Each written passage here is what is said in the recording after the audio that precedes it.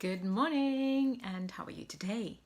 Today is Sunday story time, and I'm going to share one of my favorite stories. Some of you will have heard it from me before, and it's about self-belief, and it follows the power of a little frog.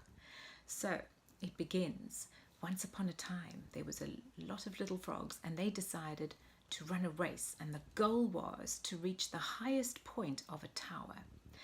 And so they gathered the crowd, and there was a large audience watching this race of all these tiny little frogs.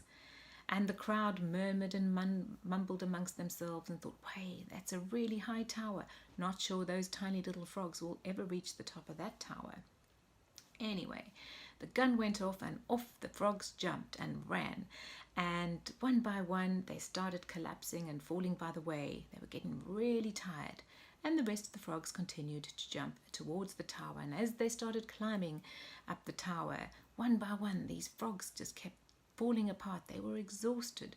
And the crowd was saying things like, whoa, it's far too high. They will never climb there. You're not strong enough. It is not possible for you to achieve that. Oh, it's way too difficult.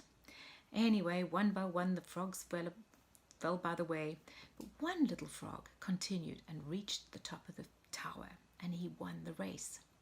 And so the crowd gathered around, and they wanted to know why this little frog, what was it about this little frog that enabled him to succeed and achieve? And it turned out that the little frog, was deaf. He'd not heard the crowd saying, it's too difficult, it's impossible, you'll never achieve, you're not strong enough. It's too much. He hadn't heard them. This little frog had self-belief. So the key message is, be careful who you listen to, and are you trusting your own inner beliefs, or are you listening to people that are saying, you're not possible, it's not possible, you're not able to achieve?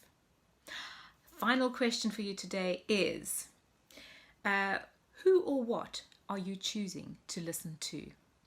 Have a fabulous day. Thanks. Bye.